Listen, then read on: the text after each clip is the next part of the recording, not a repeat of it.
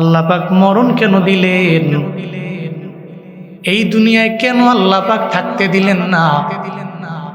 এই দুনিয়াতে আল্লাহ মায়া করে বানাইয়া কেন রবের দরবারে আবার নিয়ে যাবেন?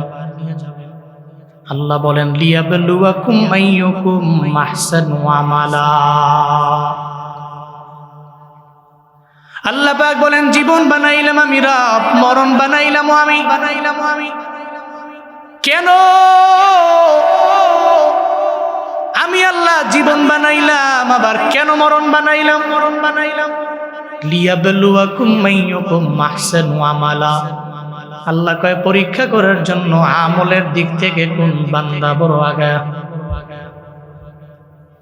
কোন বান্দা নামাজের দিকে আগাইয়া, রোজার দিকে আগাইয়া, নেক আমলের দিকে আগাইয়া,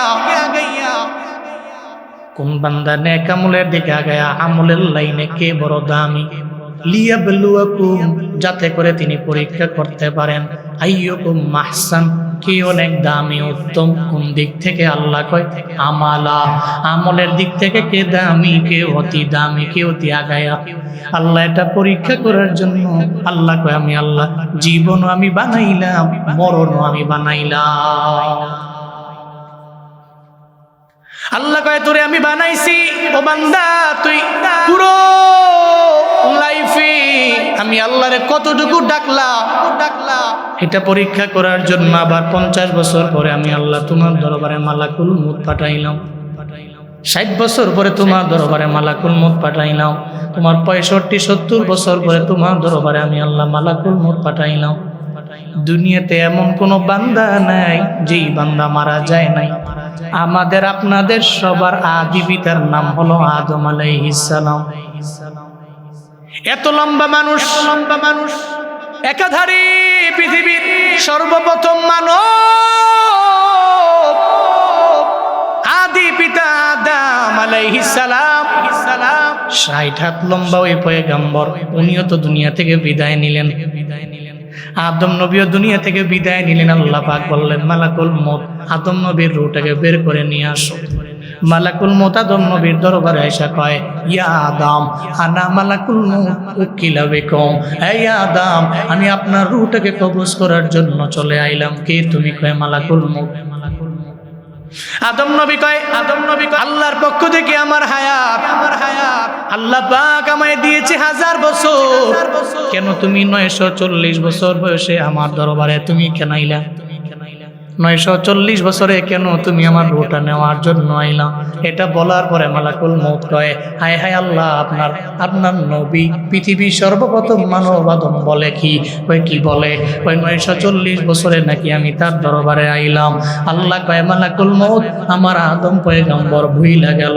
আদমের মনে নেই উনি যে রূহের জগতের মধ্যে ওনার সন্তান দাউদ আলাইহিস সালামের উনি হায়াত দিয়া দিলেন 60 বছর, এই ব্যাপারে ওনার মনে নাই।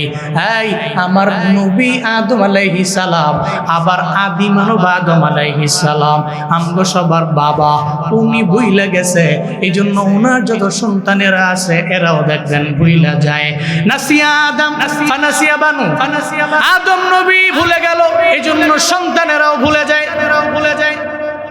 30 বছর লাগাইয়া সৌদি আরবে থাকে প্রবাসী, পরিবারের বড় ছেলে, নিজের জন্য কোনো অ্যাকাউন্ট নাই, কোনো বাড়ি নাই, নিজের জন্য গাড়িও করলো না, বাবার অ্যাকাউন্টের মধ্যে পাঠাইল। সন্তানরা এত পরিমাণে পরিশ্রম করলো, এত ঘাম ঝরাইয়া সন্তানরা নিজের জন্য কিছু করে নাই। একটা পর্যায়ে 30 বছরের লাইফটাই সব দিয়ে দিল পরিবারের জন্য। যখন পরিবারের মধ্যে আইলো, এখন তো আর মেজো ভাই তার একানার দামও দেয় না, ছোট ভাইও কোনো দাম দেয় না। ও চোখের পানি ফালায় কান্না করে, আমি 30 বছর লাগে কারে খাওয়াইলাম, এখন দেখি আমার একটাও বিন্দু মাত্র পরিমাণ পাত্তা দেয় না। মেজো ভাইও দাম দেয় না, ছোট ভাইও দাম দেয় না, বাবার কাছেও দাম পায় না, মায়ের কাছেও দাম পায় না। এমন নজির প্রমাণ সমাজে আছে না? না, এই জন্য উনি চোখের পানি ফালায়া কান্দে। কিরে ভুলে গেছো আমারে, আমি তো তোর বড় ভাই, কেন তুই আমার ভুইলা গেলা? কয়ে ভুইলা যাওয়া তো এটা মানুষের কাজ, এটা জন্য তো ভুইলা যায়। কয়ে গলার নিচে নামতে দেরি, এরপরে এত যে খাওয়াইলো, গলা পর্যন্ত খাওয়াইলো, হঠাৎ করে কয়ে তুই আমারে খাওয়াইস না, বেঈমানের মতো আচরণ করে আছে না না। আদম নবী ভুলে গেলেন, নবী ভুলে গেলেন। আদম নবীর যত সন্তান তোমরা ভুলিও না, তোমরা ভুলিও না। মান লাম ইয়াশকুরিন নাস লাম ইয়াশকুরিল্লাহ। মদিনার নবী বলেন, যারা মানুষের শুকর করে না, এরা তো আমার আল্লাহরও শুকর করে না। মানুষের শুকর আদায় করতে শিখবেন, তাহলে আমার আল্লাহরও শুকর আদায় করা যাবে। আদম নবী ভুলে গেলেন, বললেন ও মালাকুল মউত তুমি আল্লাহর কাছে যাও, আমার তো হায়াত বাকি আছে 60 বছর। আল্লাহ পাক বলে, ও মালাকুল মউত আমার নবী কি বলে? কয় আরো 60 বছর বাঁচবার চায়। কয় যাও না নবীর দরবারে, ওই নবীর দরবারে চলে যাও। আদম নবীর দরবারে আইসা এবার কয় আপনার আরো 60 বছর দিয়ে দিলাম। যখন 1060 বছর ওনার পূর্ণ হয়ে গেল, মালাকুল মউত এবার হাজির। এবার আদম নবী আর কিছু বলে না। আদম কয় যেহেতু থাকতে পারবো না, আমার বউটারে বের করে নিয়ে যাও। কত বড় লম্বা ছিলেন, 60 হাত লম্বা, 60 হাত লম্বা, যার পায়ের একটা ছাপ এত পরিমাণে বড়, পরিমাণে বড়, যেই মানুষের আগে পৃথিবীর মধ্যে কোনো মানুষ নাই। আমি শ্রীলঙ্কায় নিজের চোখে গিয়ে ওই পাহাড়ের উপরে ওনার পায়ের ছাপ দেখে আসছি।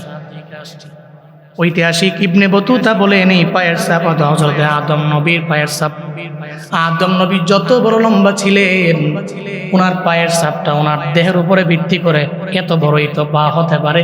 অনেক বড় পায়ের ছাপ রে বাবা, দেখছি 16,000 কইরা 32,000 সিঁড়ি উঠছি আর নামছি। কত হাজার?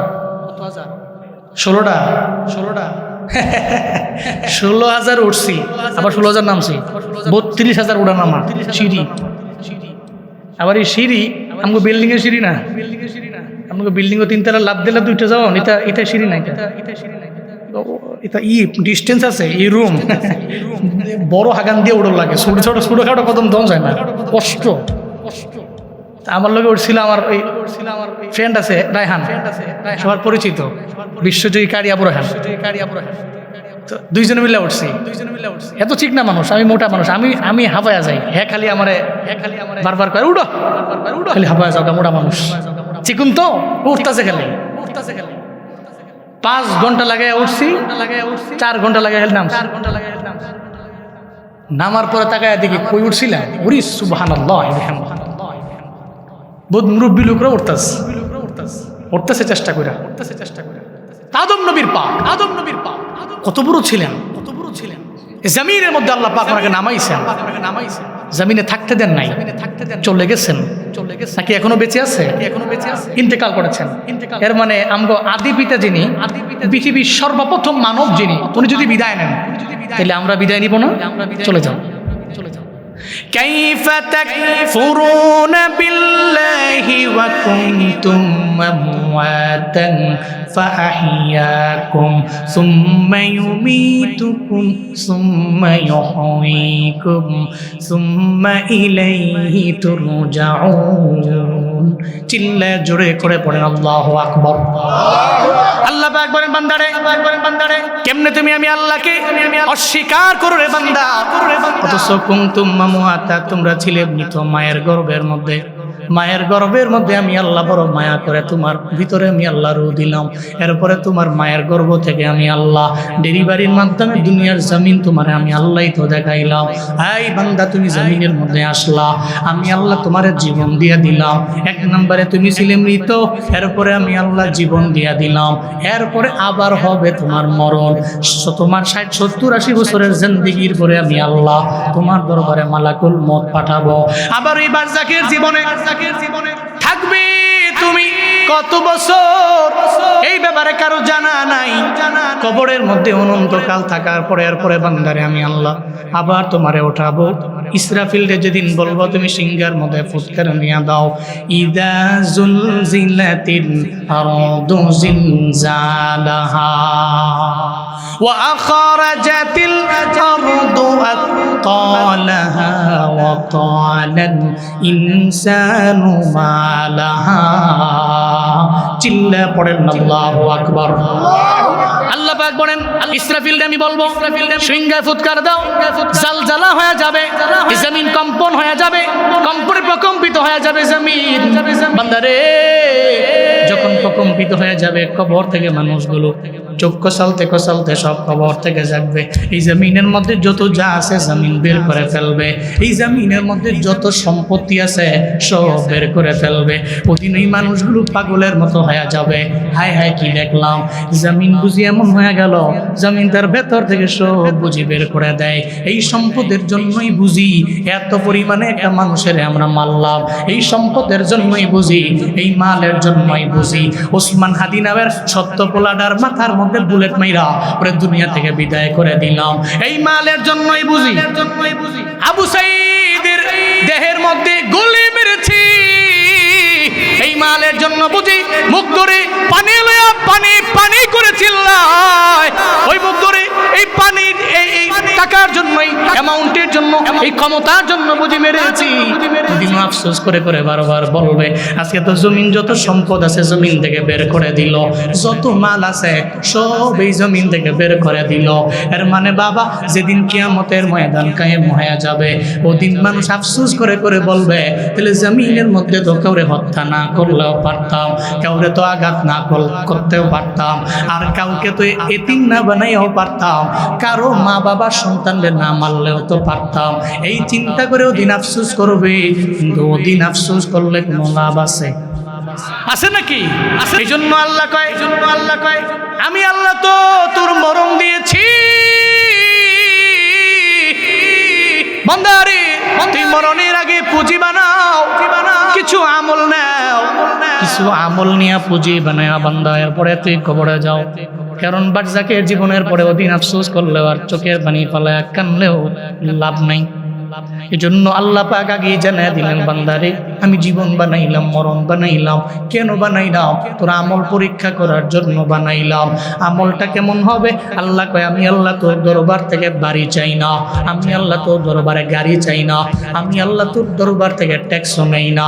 আল্লাহ যে আসমান দিলেন, জমিন দিলেন, যত যাই দিলেন, আল্লাহকে কোনো সময় ট্যাক্স দেওয়া লাগে নাকি? লাগে নাকি? এই চান্দা টান্দা যাই দেওয়া লাগে সরকার মানুষেরাই নেয়, ট্যাক্স যা দেওয়া লাগে আপনার গভর্নমেন্ট নেয়। আল্লাহ তো বলেন নাই আমারে চান্দা দাও, আমারে ট্যাক্স দাও, আমারে জমিন তুমি চাষাবাদ করে খাও, আমারে বছরে বছরে দিও। দুনিয়াতে এমন কোনো ধনী নাই যেই ধনী আল্লাহ পাক যদি ট্যাক্স বসায় পানি পান করতে পারবে নিজের টাকা দিয়া, এমন ধনী পৃথিবীর মধ্যে কেউ নাই। শুধু গরিব। আল্লাহ কয় তোরা তো ফুকারো ফুকারো। ইয়া আইয়ুহান নাস আনতুমুল ফুকারাউ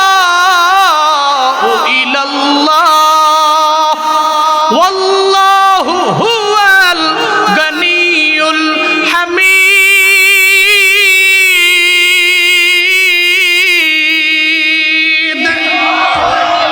আল্লাহ কয় আনতুমুল ফুকারা, ফুকারা তোমরা তো গরিব, ফকিরনি।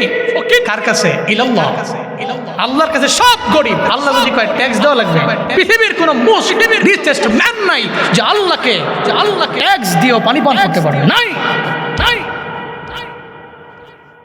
এরপরেও তো সম্পদের বাহাদুরি, এরপরেও তো জমি জমার বাহাদুরি, এরপরেও তো এর ক্ষমতার বাহাদুরি, ক্ষমতার বাহাদুরি। কিন্তু এটা থাকে না, এটা ক্ষণস্থায়ী, এটা চিরস্থায়ী নয়। কারণ মুলকের মালিক তো কে? সর্বময় ক্ষমতার মালিক কে? ফেরাউনের ক্ষমতা কম ছিল নাকি? কথা বলেন না কেন? কম ছিল? থাকতে পারছে দুনিয়ায়, বাঁচতে পারছে। ফেরাউন তো যখন মুসা নবীর জন্য আল্লাহ পাক রব্বুল আলামিন লাঠির মাধ্যমে রুট বানায় দিছে 12টা, কেউ বলেন একটা, কেউ বলেন 12টা। তো 12টা রুট হইলো অথবা একটা রুট হইলো, একটা দিয়া সবাই যাবে, একটা বানাইলেই পারতো। আল্লাহ তো একটা বানাইলেই পারতেন, 12টা কেন? কেউ বলেন একটা রুট বানাইলে বনি ইসরাইলের লোকরা ঘাটতেরা। এই পৃথিবীতে সবচেয়ে ঘাটতেরা উম্মত থাকলে শুধু এই মুসা নবীর উম্মতই ছিল। যুদ্ধের ময়দানে নবী যাইতো, যাওয়ার পরে হ্যাঁ বুঝে না হইলে মুসা নবীরে কইতো তুমি আর তোমার আল্লাহ মিলা যুদ্ধ করো আমরা জায়গা নবীর ফালাই ফুলাই দিয়া দৌড় মারতো তেরা টাইপের ছিল এরা, তেরা টাইপের ছিল।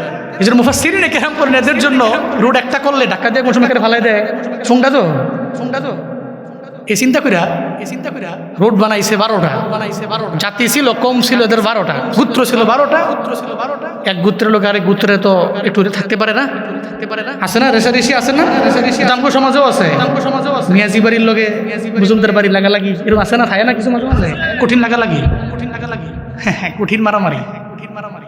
আল্লাহ পাক বলছেন আল্লাহ রোড বানাইছে 12টা। এক কওমের লোকেরা যে রুট দিয়ে যাইবো আর এক কওমের একজন লোক এই রুট দিয়ে যাইবো না, অন্য রুট দিয়ে। তো মুসা নবীর কারণে এরা বাইজা গেছে, এরা সব চলে গেছে। সারা অন্ত দৌড়ে দেখে কিরে নীল নদের মধ্যে এত কেন, রাস্তা কেন? ফেরন মনে মনে চিন্তা করে, জীবনে যেন রাস্তা মাস্তা দেখছি না, ঠিক না? এটা তো মনের মধ্যে প্রশ্ন জাগতেই পারে। আপনি যাচ্ছেন, আপনি যাবেন ধরেন দৌলদিয়া ঘাট, ফেরিঘাট, আরিচা ঘাটে গেলে সবার জানা আছে এনে ফেরিয়াস, ফেরিতে গাড়ি উঠে ওপারে গেলে রাজবাড়ি, এবারে মানিকগঞ্জ, সবার জানা আছে। তা আপনি অনুযায়ী দেখতেছেন হঠাৎ করে 3-4টা রাস্তা হয়ে গেছে, আপনার মাথা মতো নষ্ট হয়ে যেত না? আরে করছে কেডা এটা? ফেরাউন যায় কয় খাইছে রে, রাস্তাই রোকেম, চিন্তায় পড়ে গেল। যাইয়েন না, হ্যালো আইবেন নি, আইতেনো না না থাক আমরা যেহেতু লুয়ে লাইছেন দুধটা জানগা ছুটি, তবে আর কেউ উঠতেন না, ছুটি শেষ, এটাই লাস্ট ছুটি। জুড়ে কোন মার হাবা। আপনারা রাগ করতেছেন নাকি? কষ্ট পাচ্ছেন? জুড়ে কোন সুবহানাল্লাহ, আরো জোরে আলহামদুলিল্লাহ, চিল্লা আল্লাহু আকবার, লিল্লাহে তাকবীর, লিল্লাহে তাকবীর। ফেরাউনের লোকেরা ডানে বামে তো বহু তার দলবল, ফেরাউন এবং তার কওম এবং তার দলবল, সম্প্রদায়, সৈন্যবাহিনী। ফেরাউনে কয় ফেরাউন এখানে রাস্তা কে বানাইলো? জীবনও কোনোদিন তো এই নদীর মধ্যে এই রাস্তা দেখি নাই, পানির ঢেউর অভাব নাই। ফেরাউন কয় আল্লাহরে চিনো নাই? তোমাদের বড় আল্লাহ তো ফেরাউন, আমি নিজেই তো রাস্তা বানাইছি। নাউজুবিল্লাহ, জোরে কয় না? দল বলেরা কয় এজন্যই তো তোমারে মানি, এজন্যই তো তুমি আমাদের বড় রব, এজন্যই তো তোমারে মানি, কারণ তুমি তো আমাদের জন্য রাস্তা বানাই দিলা, সুপ্রিম পাওয়ারের মালিক তুমি, এজন্য ফেরাউন তোমার লিডার মানি। এটা বইলা সঙ্গে সঙ্গে দল বলের লোকেরা সব রাস্তায় নেমে গেল, কিন্তু একজনে নামে না, শেখে। দল বল তো জানে না এই খেলা ফেরাউনের তো জানা আছে। মনে হয় আজকে স্বাভাবিক কোনো কিছু ঘটবে না, অস্বাভাবিক কিছু হয়ে যাবে, কারণ এখানে রাস্তা গেছিল না, এই রাস্তা হয়ে গেল, মুসা নবীও পার হয়ে গেল। তাহলে যে কোনো একটা কাহিনী আছে, নামতে চায় না, দলবলরে নামায়া দিল। এই দুনিয়াতে বড় বড় জালেমেরা, এরা বাঁচার জন্য নিজের ব্যক্তিগত হেলিকপ্টার দিয়া দৌড় মারে, 16 বছর লাগায়া, 20 বছর লাগায়া। যারা তার পেছনে খাটলো রে, এদের কথা মনে রাখে না, কারণ বিপদে পড়লে কয় চাচা নিজের প্রাণ আগে বাঁচা। ফেরাউন কে আমি নামবো না, ঘোড়া নিয়ে দাঁড়ায় আছে, দলবল নাইমা গেছি, ফেরাউন ঘোড়া দাঁড়ায় রইছি। হঠাৎ করে এবার আল্লাহ কয় ও ফেরেশতা, ফেরাউন কেন নামে না? ফেরাউন রত মরণের ডরায়, ফেরাউনও তো ডরায়। ফেরাউন মনে মনে চিন্তা করে আজকে ঘটনাটা স্বাভাবিক হবে না অস্বাভাবিক হয়ে যাবে, আমি নামতে পারি না। সব দল বলের লোকেরা নাইমা গেল, ফেরাউন নামে না। ফেরাউন ঘোড়ার মধ্যে স্টেট ফরওয়ার্ড দাঁড়ায় আছে। এমন হালাতে আল্লাহ পাক বলেন ও ফেরেশতা, তুমি একটা মহিলা ঘোড়া হইয়া দৌড়ে যাও, কারণ ফেরাউন যেই ঘোড়ার মধ্যে আছে এটা বেডা ঘোড়া, আর বেডা ঘোড়ায় যদি বেডি ঘুরি দেখে তাহলে মাথা ঠিক আছে নাকি?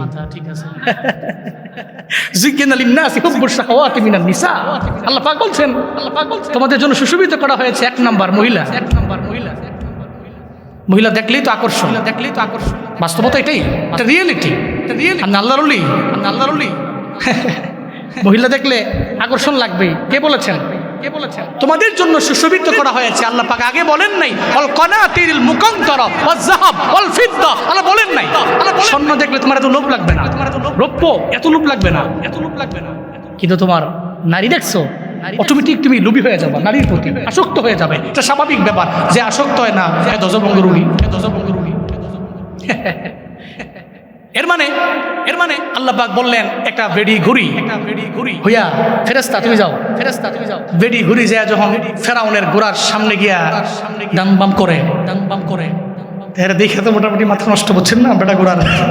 ফেরাউন তো ঘোড়ার উপরে বসে রয়েছে, ফেরাউন নামতে চায় না, লাগাম ধরে রাখতে পারতেছে না। বেডিতে দেখছে মাথা মতো নষ্ট হয়ে গেছে, কি এর ফেরাউন হু আর ইউ লাভ দিয়ে নেমে গেছে রাস্তার মধ্যে। আল্লাহু আকবার পড়বেন না।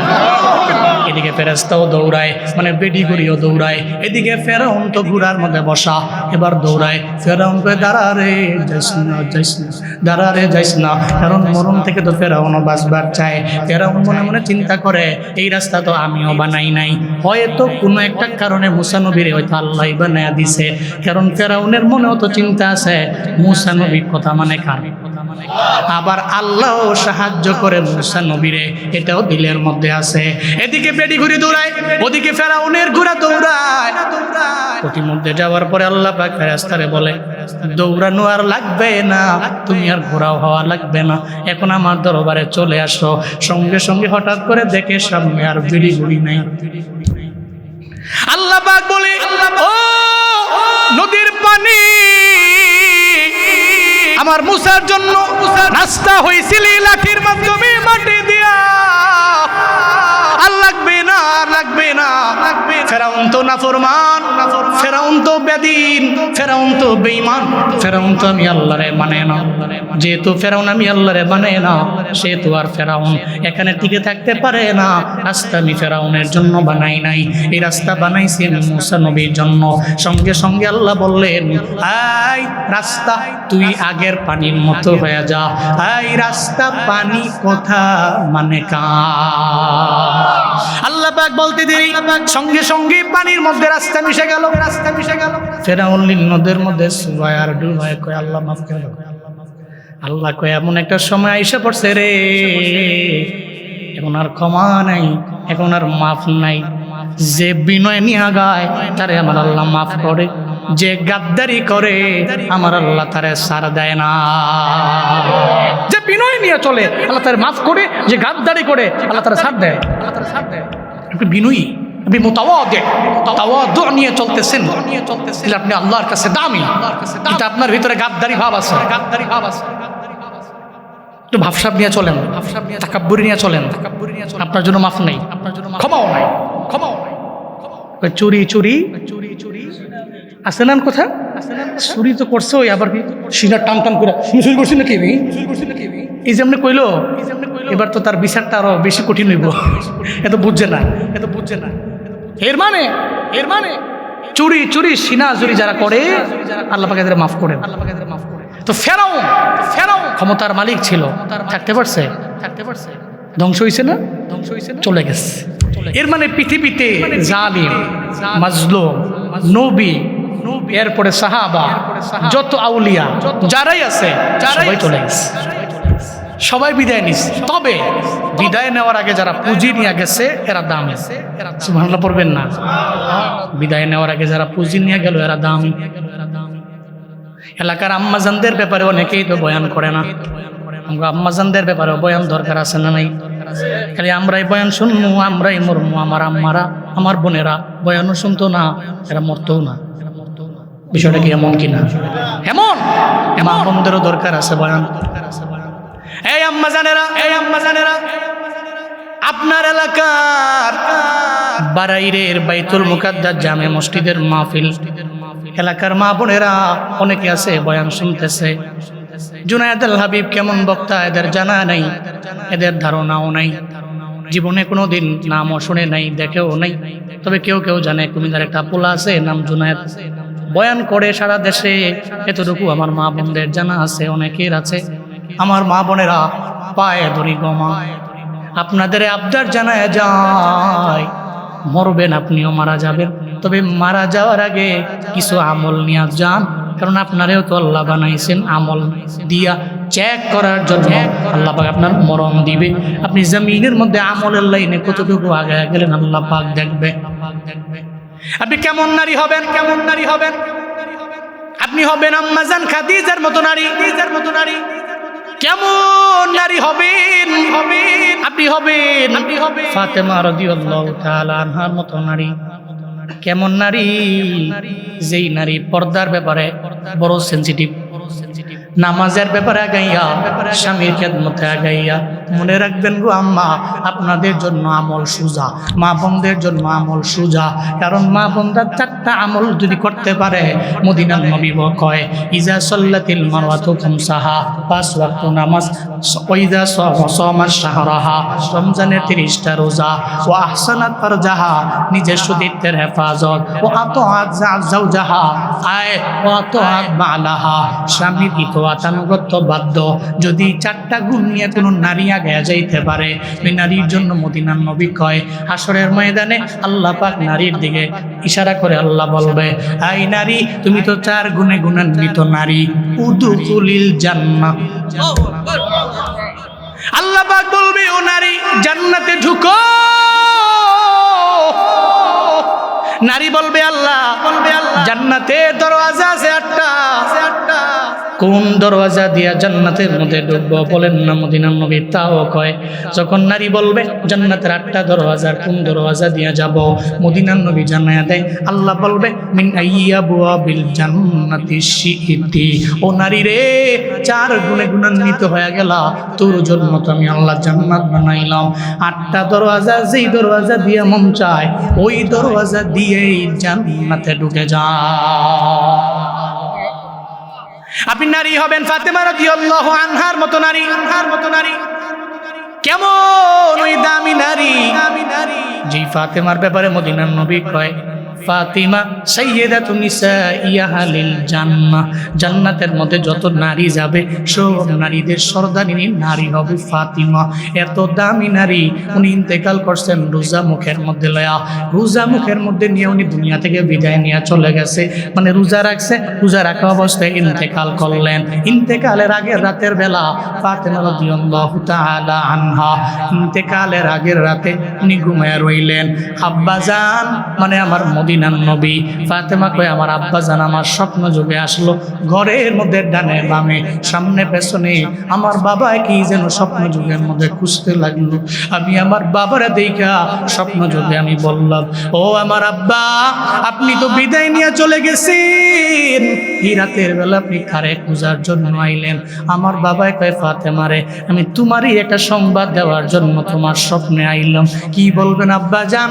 আমার মদিনার নবী কয় ফাতেমারে তুমি সাহারি করবা, একটু পরে ঘুম থেকে যাইগা, সাহারি করবা আলীর সঙ্গে।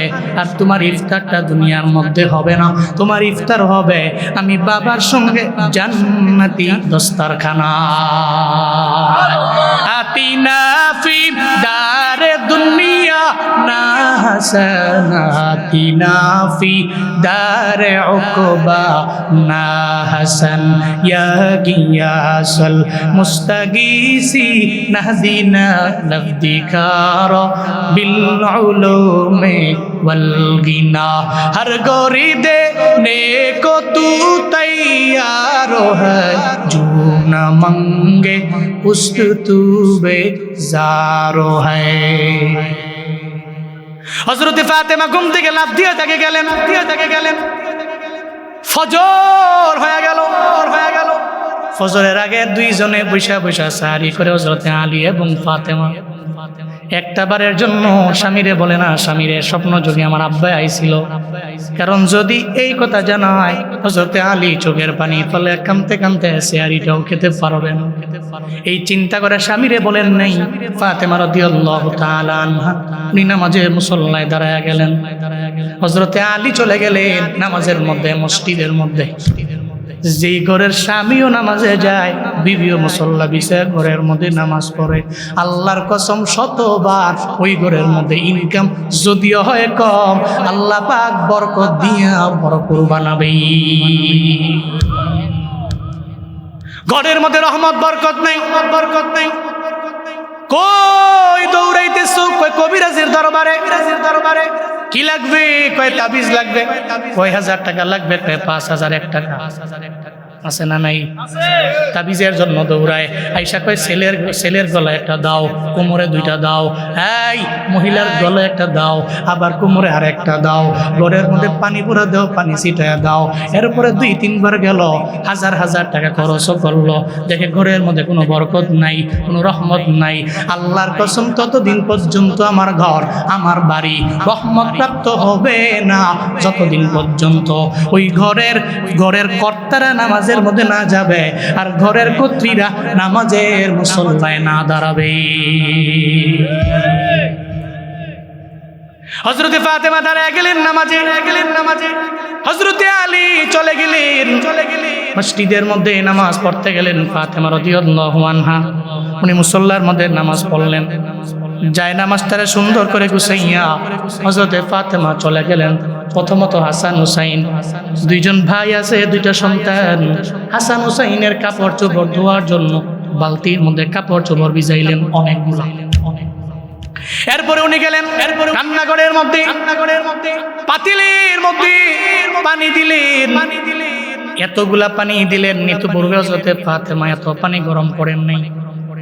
এরপরে 3 নম্বরে উনি বড় একটা বলের মধ্যে, গামলার মধ্যে উনি ময়দা রাখলেন, খামির করতে লাগলেন।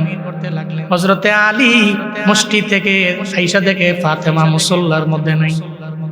হযরতে আলী বড় অবাক, কেন আমার ওয়াইফ, কেন আমার স্ত্রী আজকে মুসল্লার মধ্যে কেন নাই? কই গেল আমার বিবি? দৌড়ে চলে গেলেন ফাতেমার দরবারে। মাতবাগের ভিতরে রান্না করে, কিচেন রুমে যায়, ফাতেমা রে, জীবনে কোনোদিন তোমারে দেখি নাই। ফজরের নামাজের মুসল্লার মধ্যে তুমি ইশরাক না পড়ে উঠছো, কিন্তু আজকে কি এমন হয়ে গেল ফাতেমা? আজকে তুমি ফজরের নামাজ পড়া কেন মুসল্লার মধ্যে বসা ইশরাকের নামাজ পড়লা না? ফাতেমারে কি এমন হয়ে গেল? কি এমন আশ্চর্যজনক কাহিনী তুমি আমারে বলো না? এটা বলার পরে ফাতেমা, কি বলবো স্বামী আপনারে, আমি জানি এটা বলার পরে আপনি নিজেকে ধরে রাখতে পারবেন না। ও চোখের পানি ফালাইয়া স্বামীরে বর্ণনা দেয়, স্বামীরে গত রাতের বেলা স্বপ্ন যুগে আমার আব্বা জান আমার স্বপ্ন যুগে এসে আমারে জানাইয়া দিয়ে গেছে, সাহারি তুমি করবা আলীর সঙ্গে, ইফতার দুনিয়াতে হবে না, ইফতার হবে জান্নাতি দস্তারখানা আমি বাবার সঙ্গে। আমার আর বুঝতে বাকি নাই ও স্বামী, আমার বাবার আকৃতি শয়তান জীবনেও কোনোদিন ধরতে পারে না, আমার বাবার সুরত ধরতে পারে না শয়তান দুনিয়ার সবার সুরত ধরতে পারলেও আমার বাবা ধরতে পারে না। এর মানে স্বপ্নে আমার বাবা ঠিক হয়েছিল, আমার বাবা এসে জানিয়ে দিয়ে গেছে আমার বাবার ওহি মিথ্যা না, স্বপ্নে আইছে এটাও মিথ্যা না। এর মানে স্বামী রে, সন্ধ্যার আগে দুনিয়া থেকে আমি বিদায় নিয়ে চলে যাব। এটা শোনার পরে হযরতে আলী চোখের পানি ফালায়া কান্না করে। একটা ছোট্ট বাচ্চা যেমনে চোখের পানি ফালায়া কান্না করে, হযরতে আলীও কান্না করতে লাগলো। কারণ ফাতেমার প্রতি আলী বড় দুর্বল, ফাতেমা আলীর প্রতি দুর্বল। স্বামী তো বিবির প্রতি দুর্বল হওয়া স্বাভাবিক ব্যাপার, বিবিও স্বামীর প্রতি দুর্বল হওয়া স্বাভাবিক ব্যাপার। এমন হালাতে 2জনই জড়াইয়া ধরে কান্না করে। হাসান হুসাইন খেলার ময়দান থেকে যখন বাড়ির মধ্যে আসে, আয়েশা থেকে মায়ের চোখের মধ্যেও পানি, বাবার চোখের মধ্যেও পানি। আয়েশা কয়, মা তোমার চোখে পানি কেন? মারে তোমার চোখের পানি আমি সহ্য করতে পারি না। কারণ সন্তান যখন থেকে মায়ের চোখের পানি ফেলায় কান্দে, মার দরবারে যায় কয়, মারে কিসের জন্য তুমি কান্দো? আমি সমাধান করে দিব আমার মা। কারণ মার চোখের পানি সন্তান জীবনেও কোনোদিন সহ্য করতে পারে না। বলে, মা তোমার জন্য আসমানের তারাও যদি আনা লাগে আমি করতে রাজি আছি, খালি একটা বারের জন্য আমারে হুকুম দাও, একটা বারের জন্য আদেশ দাও। এই মায়ের জন্য সন্তানেরা বড় দুর্বল, বাবার জন্য দুর্বল। হাসান হুসাইন যায় কয়, ও মা কেন কান্দো? মাও বলে না, বাবাও বলে না। একটা পর্যায়ে হাসান হুসাইন রে মা বাবা জানায় দিল, হাসান রে আমরা বলবো না, চলে যাও তোমার নানার দরবারে, নানার রওজা শরীফের সামনে যাও, নানার রওজায় যাও, নানা হয় তোমাদের জানায় দিবি আমরা কেন কান্না করি। চিল্লায় আওয়াজ করে পড়া যাবে কি মারহাবা। নানার দরবারে যাও, নানা রওজা আতহারের উপরে গিয়া বৈশা নানারে কইও, কেন কান্দে আমার মা, কেন কান্দে আমার বাবা। যাও নানার দরবারে যাও, এটা বইলা সঙ্গে সঙ্গে হাসান হুসাইনকে বিদায় করে দিল। ভাই ভাইয়ের কাঁধের মধ্যে কাঁধে করে চলে গেছে। নবীর রওজা আতহারের সামনে গিয়া দাঁড়াইছে, নবীর রওজা আতহারের উপরে গিয়া বৈশা এবার দুইজনে খেলাধুলা করতে লাগলো। এদিকে রওজা আতহার থেকে আবার মায়ার নবী হাসান হুসাইনরে ডাকরে, ও আমার নাতিরা, কেন তোমরা এখানে খেলাধুলা করো? আজকে খেলাধুলার দিন না, জীবনে বহু সময় বাকি আছে, তোমার মা বাঁচবে না। যাও মায়ের দরবারে যাও, মায়ের থেকে দোয়া নিয়ে যাও, কারণ জীবনে কোনদিন আর মারি চেহারা দেখতে পারবো না। হাসান হুসাইনের জন্য নানাই কয়, নাতিরা রে, যা দৌড়ে যা, জীবনে মায়ের চাঁদ মাখাই চেহারা দেখতে পারবি না, দৌড়ে যা মায়ের দরবার থেকে দোয়া নে, মার দরবারে যা, মার দরবারে গিয়া কান্দা, মায়ের দরবার থেকে দোয়া নে, কারণ মা যদি দোয়া করে দেয় হাসান রে কামিয়াব, হুসাইন রে কামিয়াব। নাতিরা রে, মারে বিদায় দেওয়ার পরে নানা দরবারে আসিস, আমি নানা জীবনও কোনোদিন তোদের আমি ভুলবো না। আমার নবী কেমনে কথা বলে জানোনি? কারণ রওজা আতহারের ভিতরে আমার মায়ার নবী জিন্দা। একটা খাঁটি সত্যিকারের আশিক যদি আমার নবীর রওজার সামনে যায়, ওখানে গিয়ে যদি সালাম দেয়, আর দিলের মধ্যে যদি আমার নবীর প্রতি প্রেম থাকে, যদি দিলের মধ্যে আমার নবীর প্রতি ইশক থাকে, যদি বলতে পারে আসসালাতু ওয়াসসালামু আলাইকা ইয়া রাসূলুল্লাহ, একবার যদি বলতে পারে নবী গো আমি আপনার ওই গুনাহগার আশিক, তবে আমার দিলে প্রেম আছে, ইশক আছে, এজন্য ইশক আর প্রেম নিয়ে আপনার রওজা আতহারের সামনে এসে দাঁড়াইলাম। মদিনার নবী, জিন্দা নবী, হায়াতুন নবী আমার, তুমি যে সালাম দিতে দেরি হয়ে যাবে, আমার নবী কবর থেকে রওজা থেকে সালামের জবাব দিয়ে দিবে। এটা অন্য কেউ শুনতে পায় না, এটা আশিকে রাসূলেরই শুনতে পায়। চিল্লা আল্লাহু আকবার, জোরে বলুন আল্লাহু আকবার। যদি ইশক থাকে, প্রেম থাকে, রওজা আতহারের সামনে গিয়ে সালাম দিলেন, আপনার সালামের জবাব রওজা আতহার থেকে নবী জবাব দিবে, আপনি শুনতে পাবেন। উনি ওখানে হায়াতুন নবী, জিন্দা আছে। আপনি তো ইশক নিয়ে গেছেন। প্রেম যদি থাকে, প্রেমের মতো যেই প্রেমে আপনাদের মদিনা টেনে নিছে, যে প্রেমে, যে ইশকে, ওই ইশক নিয়ে যদি নবীর সামনে দাঁড়ায় জীবিত আমার নবীর সামনে গিয়ে দাঁড়ায় আপনি সালাম দেন, আপনি কানে শুনবেন নবী আপনার সালামের জবাব দিয়েছে। আল্লাহ আল্লাহ আল্লাহ এমন ইশক নিয়ে মদিনায় যাওয়ার তৌফিক দান করেন। চিল্লায় পড়ে না আমিন। মদিনার মধ্যে বহু মানুষ আছে, বহু মানুষ যায়, নবী রওজার ডানে বামে ঘুরে, চোখের মধ্যে এক ফোঁটাও পানি নাই। আমি বহুত লোকের তাকে দেখছি নবী রওজার সামনে গিয়া দাঁড়ায় চোখের পানি ফেলা, কানতে কানতে চোখের কোটাগুলো লাল বানায়, এমন অবস্থা করছে রে। আমি বললাম কি হাজি, এত কান্দেন কেন? কয় নবীর প্রেমের কারণে আইছি, ইশক না থাকলে আল্লাহ আমার এনে আনতো না, আমি এনে আসার পাবলিক ছিলাম না, আল্লাহ পাক আমারে আনছে, নবীর প্রেমেই তো আমারে আনছে। তাহলে যেই নবীর লিগে আইছি, ওই নবীর রওজার সামনে আমি কেন দুই ফোঁটা চোখের পানি ফেলায়া আমার নবীর জন্য আমি কাঁদতে পারবো না? নবীর জন্য আমি কাঁদতে পারবো না? নবী কন্যা নবী নবী করে আর কত কাল আমি। আল্লাহ জীবনে একবার হলেও নবীর রওজায় তুমি আমাদের নিও, আর যদি না নেও নবীরে স্বপ্নাই না দিও। আমিন মন থেকে কইছেন, রাগ করছেন নাকি আপনারা? মিয়া নবী যদি আপনার স্বপ্নে আসে, আপনি বুঝছেন খামখেয়ালিটা? যারা ঈমান নিয়ে নবীরে দেখছে এদের জন্য জান্নাত ওয়াজিব, জাহান্নাম হারাম। যারা ঈমান নিয়ে নবীরে দেখছে এদের জন্য জান্নাত ওয়াজিব, জাহান্নাম হারাম। আল্লাহ জীবনে একবার হলেও যাওয়ার তৌফিক দিও, না পারলে নবীরাই না দিও। আল্লাহ কবুল করেন। হাসান হুসাইন যা রওজা আতহারের মনে আসেনি? রওজা আতহারের উপরে গিয়া বসা নানার লয়ে কথা কয়, নানা কয় আমার লয়ে কথা কই, গা কালকে কইও, মায়ের তো চলে যাও। যে আমার কাছ থেকে দোয়া নিয়ে পরে কালকে গেছে, দৌড়ে গেছে। যে মায়ের দরবারে কয়ে, মা কেন আমারে বললেন না? আপনি চলে যাবেন মা, বিদায় নিয়ে চলে যাবেন, কেন বললেন না গো মা? এই যে অল্প সময় নষ্ট হয়ে গেল, এতক্ষণ তো আপনার চেহারার দিকে তাকায় থাকতে পারতাম। মা মা কেন বললেন না? কেন পাঠাইছেন নানা দরবারে? নানাই কইছে এই জন্য তোমাদের মনে এখন তো ব্যথা লাগছে, তবে কম আমি মায়ের যদি কইতাম, আমি মায়ের দিলটা খান খান হয়ে যাইতো, ফাইটা যাইতো। তোদের ছাড়া কেমনে থাকবো আমি?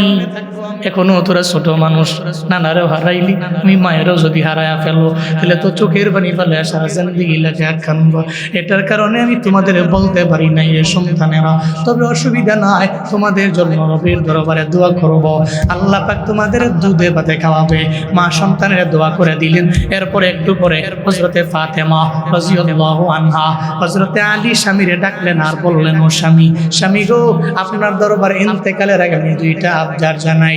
এই বারাইরের আম্মা জানেরা, এই বুড়িচঙ্গের আম্মা জানেরা, কুমিল্লার আম্মা জানেরা, আপনাদের পায়ে ধরি মা, আপনি কেমন নারী হবেন আজকের এই বয়ান থেকে আপনি শিক্ষা নিবেন।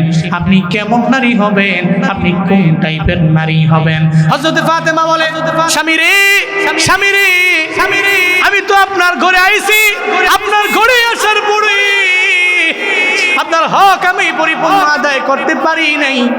আপনার ঘরের মধ্যে আসার পরে আপনার হক আমার পরিপূর্ণ আমার পক্ষ থেকে হয়তো আদায় হতে না পারে। যদি আদায় না হয়ে থাকে, হাসরের ময়দানে মিজানের দাড়ি পাল্লায় অথবা কোনো কাঠগড়ায় যদি আপনি আমারে বলেন, এই ফাতেমা, আমি তোমার প্রতি অসন্তুষ্ট, আমার বাবা লক্ষ লক্ষ উম্মতের সামনে লজ্জিত হয়ে যাবে, আমি সন্তানের কারণে আমার বাবাই লজ্জিত, আমি জীবনেও কোনোদিন এটা মাইনা নিতে পারবো না। ও স্বামী আমার, আমারে মাফ করে দাও, আর জীবনের শেষ বিদায় তুমি আমায় দাও, কারণ আমি সন্ধ্যার আগেই দুনিয়া থেকে বিদায় নিয়ে চলে যাব। এটা বলার পরে এবার হযরতে আলীও কান্দে আর কয়, বিবি রে, তুমি আমার থেকে বিদায় নেও, আর তুমি আমারে বলো তোমার আমার পরিপূর্ণ হক তুমি আদায় করেছ কিনা। মূলত তো তুমি আমার সব হক আদায় করলা, জীবনেও কোনোদিন তুমি আমার সামনে চোখ রাঙ্গায় কথা বলো নাই। কিন্তু বিবি রে, আমি তো তোমার হক পরিপূর্ণ আদায় করতে পারি নাই, আমি তোমার উপযুক্ত ছিলাম না, কারণ তুমি জান্নাতি সব নারীদের সর্দারিনী নারী। আমার ঘরের মধ্যে এমন অনেক দিন গিয়েছে খানা নাই, আমি তোমারে সকালেও খাওয়াইতে পারি নাই, আমি তোমারে দুপুরেও খাবার দিতে পারি নাই, আমি তোমারে রাতের বেলাও দিতে পারি নাই। ও বিবি রে, আমি তোমার হক পরিপূর্ণ আদায় করতে পারি নাই। হাসরের ময়দানে তুমি আমার বিরুদ্ধে রবের দরবারে নালিশ দিও না, যদি নালিশ দেও তাহলে আমি আলী জান্নাতের মধ্যে যেতে পারবো না। এবার ফাতেমা কয়, স্বামী, আপনি তো আমার পরিপূর্ণ হক আদায় করলেন। স্বামীও কয়, বিবি, তুমি আমার পরিপূর্ণ হক আদায় করলা। এবার বিবিও কয়, স্বামী, তো আপনিও তো আমার হক পরিপূর্ণ আদায় করলেন। এটা বইলে ফাতেমা কয়, এক নাম্বার আবদার আমার পূরণ হয়ে গেল। আমি তো বুঝতে পারলাম আপনি আমারে মাফ করে দিলেন, এখন জান্নাতে যাওয়ার আর কোনো প্রতিবন্ধকতা নাই। আম্মা জান, আপনি তো স্বামীর সাথে যেই পরিমাণে অন্যায় আচরণ করেন, যেই পরিমাণ চোখ রাঙা কথা বলেন, আপনি নামাজি, আপনি আমলওয়ালা, আপনি রোজা রাখনে ওলি, আপনি যত দামি নারী হন না কেন, আপনার স্বামী রাজি না, তাহলে তো জান্নাতে যাওয়ার আগে স্বামী প্রতিবন্ধক হয়ে দাঁড়ায় যাবে। আল্লাহ গো, তার প্রতি আমি রাজি না, তারা কেমনে জান্নাতের মধ্যে দাও। এই জন্য স্বামীর সাথে কোনো খারাপ আচরণ করা যাবে না। মদিনার নবীদের জন্যই কইছে, স্বামীরা এত আফেরা কিয়ামতের ময়দানে গেলে জান্নাত পাবেন গো আম্মা। এরপরে ফাতেমা কয়, আমার 2 নাম্বার আবদার হলো, স্বামী রে, আমি তো মারা যাব, আমি সন্ধ্যার আগে মারা যাব, দুনিয়া থেকে বিদায় নিয়ে যাব, তবে আমার ইন্তেকালের পরে আপনি আমার দাফন করার ব্যাপারে, আমার জানাজা দেওয়ার ব্যাপারে আপনি বিলম্ব করবেন না, দেরি করবেন না, বিলম্ব করা ছাড়াই আমারে আপনি দাফন করে ফেলবেন। এই কথা কেন বললেও হযরতে আলী কয়, ও ফাতিমা, তুমি তো দু জাহানের বাদশা নবীর কন্যা, তোমার তো এত পরিমাণে দাম, এলাকার মানুষ যখন শুনবে তুমি নাই, সব এলাকার লোকেরা দৌড়ে দৌড়ে তোমার জানাজার মধ্যে চলে আসবে। রে ফাতেমা, কেন বললা রাতের অন্ধকারের মধ্যে জানাজা দেওয়ার জন্য? ফাতেমা কয়, স্বামী রে, দুজাহানের কন্যা হতে পারি, দুজাহানের বাদশা নবীর কন্যা, আমি দামি হতে পারি, আমি জান্নাতের সর্দারিনী নারী হতে পারি। তবে জানেন না, পর্দার বিধান তো একটা আছে। আমি তো নবীর কন্যা, আমি দামি নারী আমার জানা।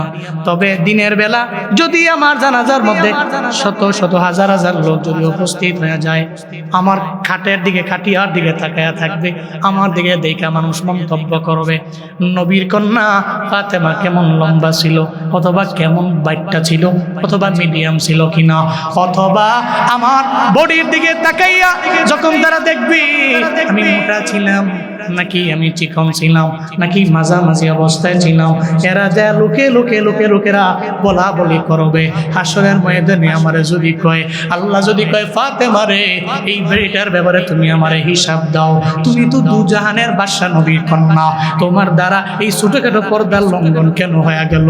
আমি এই ছোটখাটো পর্দার লঙ্ঘন করতে পারি না, আমি পর্দার খেলাফ করতে পারি না। আমার দিনের বেলা আপনি জানাজা দিবেন না, সন্ধ্যা হইতে দেরি হয়ে যাবে, অনেক লোক আমার লাগবে না, যারাই থাকবে আশেপাশে এদের দিয়া আমার জানাজা দাফন কাজ সম্পাদন করবেন। চিল্লায় পড়া যাবে কি মারহাবা, আরো জোরে পড়া যাবে কি আল্লাহু আকবার, আরো জোরে পড়া যাবে কি সুবহানাল্লাহ। বারাইরি রমজান, আপনি কেমন নারী হবেন? ফাতেমার মতো নারী হবেন। আপনি তো জান্নাতের মধ্যে যাবেন, আপনার নেত্রী, আপনার সর্দারিনী হবে ফাতেমা রাদিয়াল্লাহু তাআলা আনহা। এজন্য এদের মতো নারী হন, যেই নারী জান্নাতি, যেই নারীর সন্তানেরা জান্নাতি, যেই নারীর বাবাও জান্নাতি, এত দামি নারী, যেই নারী নিজেও জান্নাতি, এরপরও পর্দার ব্যাপারে কত পরিমাণে সেফ, কত পরিমাণে সেনসিটিভ। কিন্তু আমরা মা বোনেরা কেউ তো আপনারা জান্নাতের সার্টিফিকেট পান নাই, আপনাকে তো কেউ বলেও নাই আপনি স্পষ্ট জান্নাতি, এরপরেও তো আপনি যেই পরিমাণে বেপরদায় চলেন, আমার যুবকেরা আপনার জন্য নষ্ট হয়। আপনাদের জন্য যদি আপনি মনে করেন ফাতেমা নবীর কন্যা, এজন্য তাকওয়ার লাইনে আগাইয়া, তবে আপনাদের জন্য শিক্ষা হইল আমাদের ওসমান হাদির বউ, ওসমান হাদির ওয়াইফ যেই পরিমাণে পর্দাওয়ালী নারী, বাংলাদেশের মানুষেরা বড় অবাক হয়ে গেল। আমি চ্যালেঞ্জ দিয়েছি গতকালকে, ওসমান হাদির ওয়াইফ যেই পরিমাণে পর্দা কর্মীওয়ালী নারী, বাংলাদেশের অনেক বড় বড় বুজুর্গের বউরাও এত পরিমাণে পর্দা করতে পারে না। ওসমান হাদি তো দামি, স্বামী নামে কথা বললে আলোচনায় আসবে, আবার সিম্পেথি গ্রহণ করতে পারবে। ওসমান হাদির বউ তো চাইলে পারত, হাদির জন্য সংবাদ সম্মেলন করতে চাইলে পারত, কেউ বাধা দিত না, আসতে পারত, আবার মানুষ নেগেটিভ মন্তব্য করতো না, পজিটিভই করত, পর্দা সহকারে আসতে পারত, হিজাব লাগায় নিকাব লাগায়। এরপরও কেন আসে না? কারণ জানে রে, সবার আগে আমার আল্লাহ, সবার আগে আমার পর্দা, সবার আগে আমার হিজাব, সবার আগে আমার নিকাব। এই জন্যই তো আল্লাহ হাদির দাম বাড়াইয়া দিল। এই ওনার বউ কেন আসা লাগবে? ওনার জন্য কথা বলার মতো লোকের তো অভাব নাই। আজকে জানাজার মধ্যে লাখো লাখো জনতা, এরা কেন আইলো? এই হাদিরা তো কেউ চিনে না, এক সপ্তাহ আগেও তার ব্যাপারে জানতো না, এখন তো মুরব্বীটা ওনার জন্য কান্দে, একটা ছোট্ট বাচ্চাও কান্না করে, একটা মাদ্রাসার হুজুরেও কান্না করে, বড় বড় উলামায়ে কেরামেরা ওর ব্যাপারে কান্না করে। এই আমার তো আত্মীয় না, এরপর আমি জানাজায় কেন দৌড়ে গেলাম? অনেকের তো আত্মীয় স্বজন না, তাহলে লাখো লাখো মানুষ জানাজার মধ্যে কেন আইলো? এটা কেন আইছে জানো নেই? কারণ ঘরের মধ্যে যদি এমন বিবি থাকে যেই বিবি জান্নাতি বিবি, ঘরের মধ্যে এমন মা যদি থাকে যেই মা জান্নাতি মা, এই ঘরের থেকে তো অনেক খারাপ লোক আশা করা যায় না। আবার যদি হাদির মতো এমন সাহসী হয় যারা শাহাদাত কামনা করে, এদের জন্যই তো লাখো লাখো মানুষেরা ভিড় জমায়। আমি আমার জীবনেও আমি এত বড় জানাজা নিজে পড়ি নাই, জানাজার মধ্যে এত লোক আমি দেখি নাই। এত লোকের সমাগম কেন হলো? কারণ জানোনি, কারণ এটা আসমানি ফয়সালা। আসমানবাসী যার প্রতি রাজি, মানে ফেরেশতারা যার প্রতি রাজি, আল্লাহ যার প্রতি রাজি, দুনিয়ার সব লোকেরা এর প্রতি রাজি হয়ে যায়। আসমানবাসী যার প্রতি রাজি, আল্লাহ যার প্রতি রাজি, ফেরেশতা যার প্রতি রাজি, তো দুনিয়ার সমস্ত লোক তো তার প্রতি রাজি হয়ে যাবে। বড় ভাই জানাজা পড়াইছে, তাকবীর দিছে, আল্লাহু আল্লাহু আকবার বলছি, আমি দেখি আমার ডানে বামে লোকেরা ফুপায়া ফুপায়া কান্দে। কেন কান্দে? মনে হয় যেন এদের বাবাই মারা গেছে। কেমনে কান্দে? মনে হয় যেন এদের ছেলে মারা গেছে। কেমনে কান্দে? মনে হয় যেন এর সন্তান মারা গেছে। মানুষগুলা ফুপায়া ফুপায়া কান্না করছে। কেন কান্না করে রে? এই মানুষগুলা তো দামি। কেন দামি? এরা জমিনের মধ্যে মরণের ভয় পায় না, বরং মরণের আগে কিছু পুঁজি নেওয়া যায়। বাড়াইয়ের আব্বা জান আম্মা জান, আপনি চাইলে হতে পারেন হাদির বউয়ের মতো। এই আমার বোনেরা, আপনি হতে পারেন হাদির বিবির মতো। আমার যুবক বাবারা, আপনি হতে পারেন উসমান হাদিদের মতো। আপনি তো আগের জামানার কাহিনী আপনার পছন্দ নাও হইতে পারে, যা দেখি না দুই নয়নে, বিশ্বাসও করি না গুরুর বচনে। আপনি মানতেও পারেন, নাও মানতে পারেন, তবে বর্তমান জামানায় তো মানতে পারেন। এটাই তো আমার আল্লাহ মাঝে মাঝে দেখায়। আল্লাহ যারা খাঁটি বান্দা, যারা মৃত্যুবরণ করার পরে এদের জানাজার মধ্যে প্রমাণ হয় আসমানওয়ালা এদের প্রতি রাজি কি রাজি না। চিল্লা পড়া যাবে কি আল্লাহু আকবার, আরো জোরে আল্লাহু আকবার। এটা তো আল্লাহ দেখায় দেয় আসমানওয়ালা রাজি কি রাজি না, তা জানা যায় হয়। ইমাম আহমদ ইবনে হাম্বল রাহিমাহুল্লাহ বলতেন, এই জালেমেরা, দুনিয়াতে আমরা ভালো না তোরা ভালো, আমরা হক না তোরা হক, আমাদের আর তোদের মাঝে পার্থক্যটা দুনিয়াতে মৃত্যুর আগে নাও হইতে পারে, তবে আমাদের পার্থক্যটা তখনই বোঝা যাবে আমার জানা যায় আর তোর জানা যায়। ইমাম আহমদ ইবনে হাম্বল বলতেন, আমাদের আর তাদের মাঝে পার্থক্য হইল জানাজা। বহু লোক আছে বুইরা গেছে, মাত্র লাশটারে কোনো রকম গুছায় মুছে 3-4 জন 5 জন 6 জন মিল্লা কোন রকম খালি দাফন করছে। কর লাশ বেড়া উড়ে লইব, যে জুলুম করছে। এই জন্য বীরেরা মরে না, হাজিরা মরে না,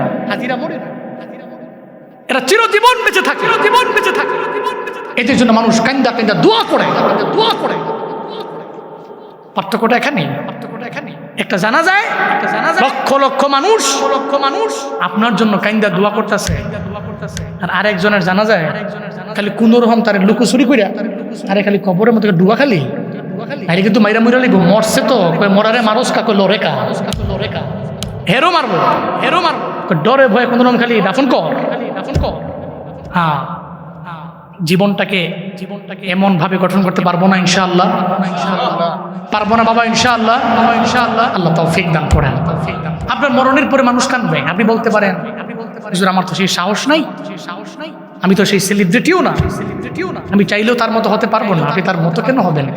আপনার পাড়ার লোকে চিনে না, আপনার গ্রামের লোকেরা আপনাকে চিনে না, আপনার মরণের পরে আপনার পাড়ার লোকেরাই কইতাছে আপনার খাটিয়ারের সামনে রেখা ছেলেটা ভালো ছিল, লোকটা ভালো ছিল, মহিলাটা ভালো ছিল। এর চাইতে সফল জিন্দেগি এই পৃথিবীতে আর কি হতে পারে? এর চাইতে সফল জিন্দেগি আপনার মৃত্যুর পরে মানুষ বলতেছে এই লোকটা ভালো ছিল, মন থেকে ফিল করছে লোকটা ভালো ছিল, মন থেকে বলছে, মৌখিকে বলছে।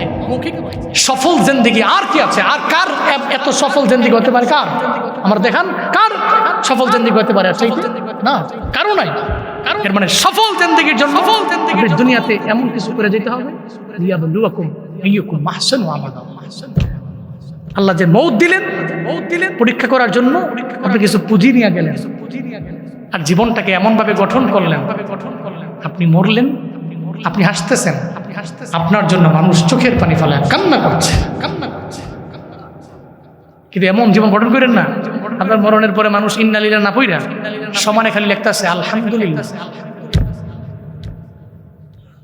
এমন জীবনের কোনো দাম নাই, এই জীবনের কোনো দাম নাই। আল্লাহ আমাদের সবাইকে এমন সুন্দর জীবন গঠন করার তৌফিক দান করেন। আরো জোরে পড়েন আমিন।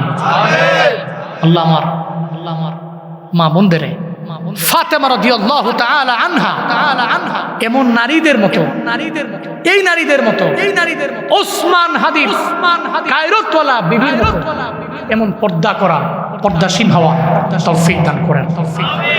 জোরে পড়েন আমিন। অনেকে আমার মা বোনেরা রাগ করতে পারে, রাগ করেন না মা, পা ধরি আপনার। পর্দা কইরা বের হইলে আমার এই জুয়ান পুলাডি আপনারা দেখলে টিজিং করবেন।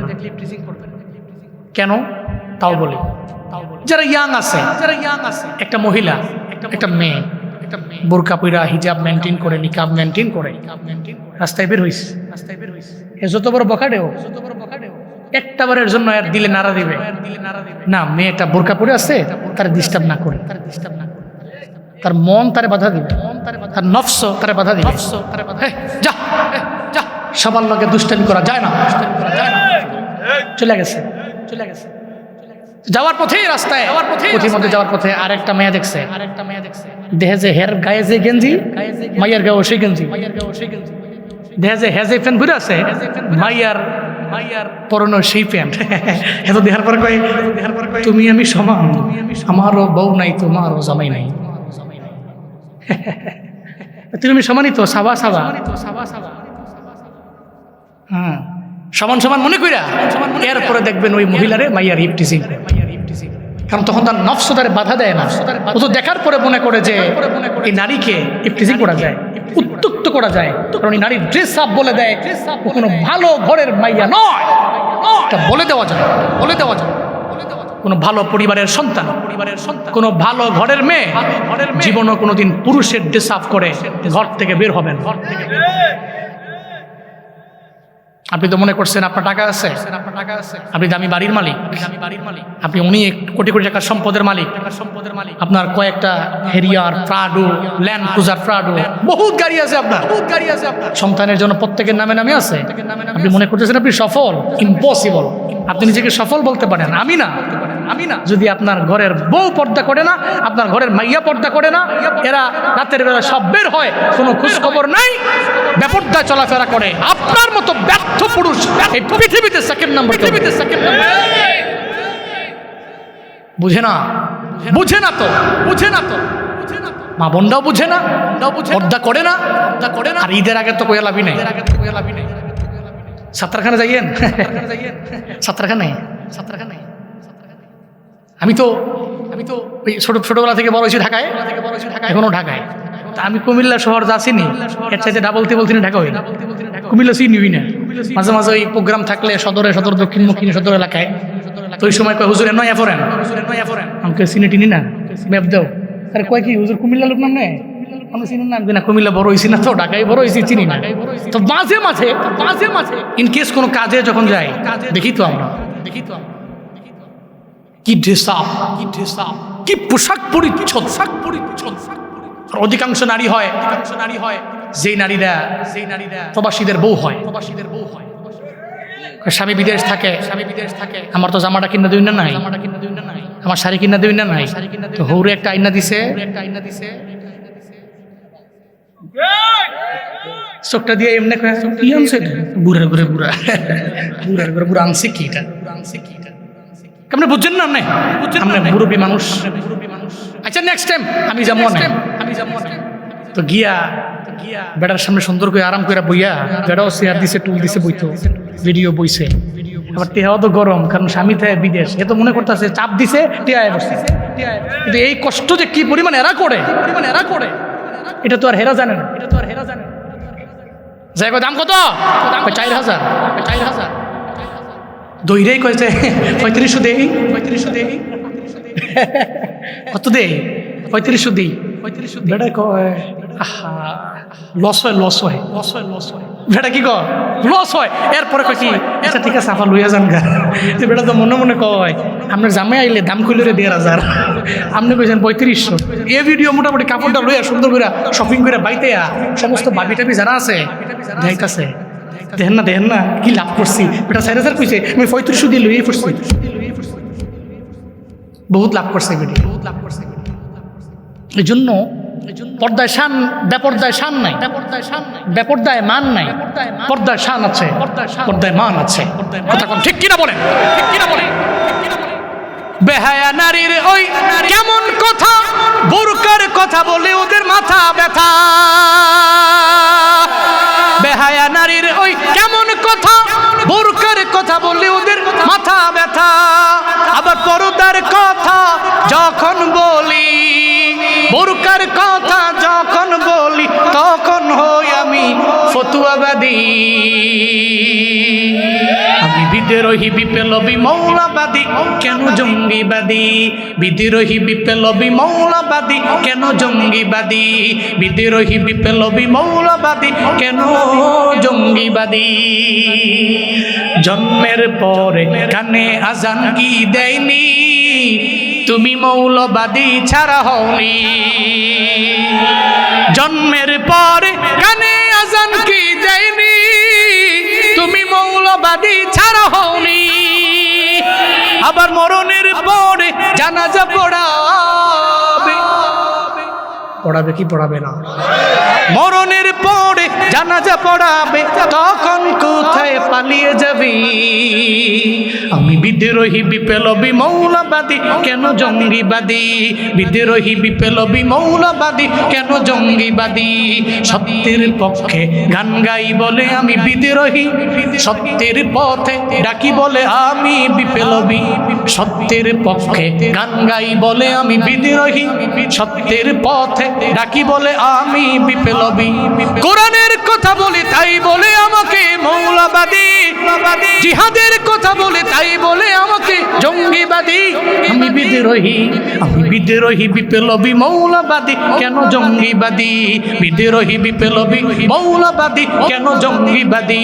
বিদ্রোহী বিপ্লবী মৌলবাদী, কেন জঙ্গিবাদী? হাত উঁচু করে ঠিক কিনা বলেন।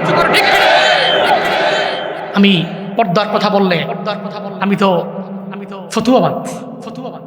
এই হুজুর তো আগের দিনে হুজুর হয়ে গেছে, আগের দিনে হুজুরের মতো আপডেট না, আপডেট হুজুরই পাল্লা,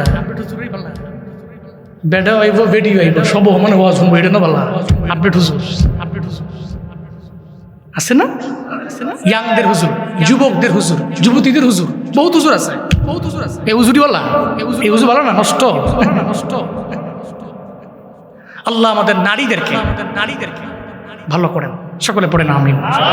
ওনারা ভালো মানে ঘরটা ভালো, ওনারা ভালো তাহলে পরিবার ভালো, ওনারা ভালো একটা পরিবার ভালো, আরেকটা পরিবার ভালো, আরেকটা পরিবার ভালো, আরেকটা পরিবার ভালো, সবগুলো পরিমাণ মিলে একটা সমাজ, তো সমাজ ভালো,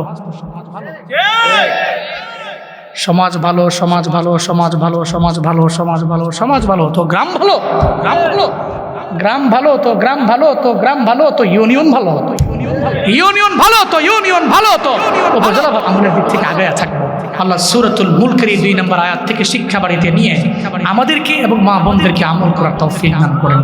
আল্লাহুম্মা সাল্লি আলা সাইয়্যিদিনা নাবিয়িনা শাফিনা হাবিবিনা মাওলানা মুহাম্মদ সাল্লাল্লাহু তাআলা আলাইহি ওয়া আলা আলিহি। কি আসবে জানো? ও আচ্ছা আচ্ছা, হ্যাঁ হ্যাঁ হ্যাঁ, আচ্ছা আচ্ছা, হ্যাঁ জানুয়ারির 7 তারিখ, জানুয়ারির না শেষ তো দিয়ে দিব, জানুয়ারির 7 তারিখ ভাদুয়াপাড়া মাদ্রাসায় আল্লাহ হায়াতে বাঁচায় রাখলে আমি আসবো ইনশাআল্লাহ। কয়টা সময় দিয়েছিলাম? 10টা বরাবর না, 10টায় দিয়েছিলাম সময়। ইনশাআল্লাহ দেখা হবে, দেখা হবে ইনশাআল্লাহ, দেখা হবে। যারা সুযোগ পান সময় পেলে যাবেন, আমাদের আবার সাক্ষাৎ হবে। বারবার সাক্ষাৎ হলে তো ভালো লাগে, হ্যাঁ। এক সময় তো কুমিল্লায় বহুত ওয়াজ করতাম, এখন তো পুরো দেশে করি খেলি, এই জন্য কুমিল্লায় এক সময় তো বুড়িচং দেবিদ্যার বহুত ওয়াজ করছে 3-4 বছর আগে, এখন আবার একটু কম সময় দেওয়া হয়। এখন তো ব্যস্ততা একটু বাইরে গেছে, তো আপনাদের দোয়া আর কি, ব্যস্ততা বাইরে গেছে এই জন্য কম দিই। তো মাঝে মাঝে আইসেন, দেখা হবে ইনশাআল্লাহ। মনে করবেন যে কুমিল্লার পোলারাইজ আছে, দেখেই গেছে ইনশাআল্লাহ। আল্লাহ কবুল করেন, আল্লাহ মঞ্জুর করেন, আল্লাহ এই মাহফিলকে কবুল করেন।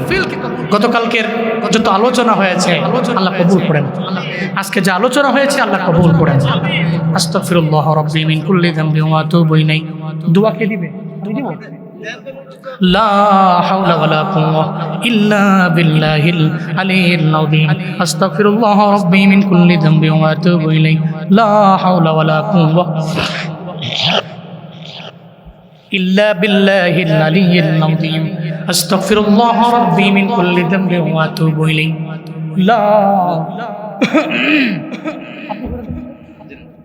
لا حول ولا قوة إلا بالله العلي العظيم. الحمد لله رب العالمين.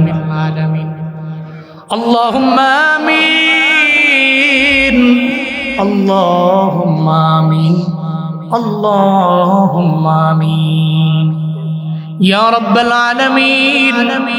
ইয়া মুজিবাস সাইলিন, ইয়া হাল্লালাল মুশকিলাত, ইয়া রাফিআদ দারাজাত, ইয়া দাফিয়াল বানিয়াত, ইয়া শাফিয়াল আমরাদ, ইয়া কাফিয়াল মুহিম্মাত, ইয়া আরহামার রাহিমিন। ربنا ظلمنا أنفسنا وإن لم تغفر لنا وترحمنا لنكونن من الخاسرين ربنا آتنا في الدنيا حسنة وفي الآخرة حسنة وقنا عذاب النار رب ارحمهما كما ربياني صغيرا رب ارحمهما كما রব্বায়ানি সগীরা। আয় রব্বে কারীম, আয় রব্বে কারীম, ছোটবেলায় মা বাবা কত কষ্ট করে আমাদের বড় বানাইলো, লালন পালন করলো, যেই মা নিজে না খাওয়াইলো। রব্বে কারীম, যেই বাবা নতুন লুঙ্গি না পরে আমাদের পরাইলো, যেই বাবা নিজের জন্য নতুন একটা টুপি না কিনা দিল, যেই বাবা নিজের জন্য একটা পাঞ্জাবি না বানায় দিছে, যেই বাবা বুড়িচং বাজার থেকে নিমসার থেকে পূজা করে আইনা খাওয়াইছে। হায় রব্বে কারীম, ওই বাবা ওই মা যার দুনিয়ায় নাই, মা বাবা যার নাই, মা বাবার কবর জান্নাত বানায় দে আল্লাহ। এই ঠান্ডার মধ্যে কত আরামের বিছানা আমরা ঘুমাই রে মাওলা। আয় আল্লাহ, সন্তানেরা বিদেশ থেকে বড় দামি দামি ব্ল্যাঙ্কেট নিয়ে আসে, কম্বল নিয়ে আসে, কত কম্বল গায়ে দেয়।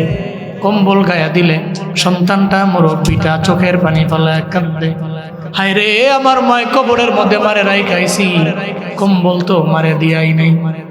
আমার বাবারে রাইখাইছি, বাবারে তো কোনো কম্বল দিয়ে আইলাম না। মাটির ঘর, মাটির কবর, কেমনে বাবা আছে, কেমনে মায় আছে। রব্বে কারীম, সন্তান হয়া তোমার দরবারে আবদার জানাই রে আল্লাহ। আয় আল্লাহ, মা বাবা কবরের মধ্যে তুমি জান্নাতি কম্বলের ব্যবস্থা করে দাও। আয় রব্বে কারীম, যাদের আব্বা আম্মা বেঁচে আছেন, মা বাবার হায়াতে বরকত বাড়ায় দাও। মা বাবার দোয়া নিয়ে চলার তৌফিক দান করে দাও আল্লাহ। মা বাবার খেদমত করার তৌফিক দান করো আল্লাহ।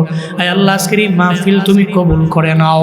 আয় আল্লাহ, 56তম বার্ষিক মাহফিল, আয় রব্বে কারীম, আয় আল্লাহ 55 বার গত হয়েছে, এবার 56 শেষ হয়ে যাবে, 57 আবার হবে।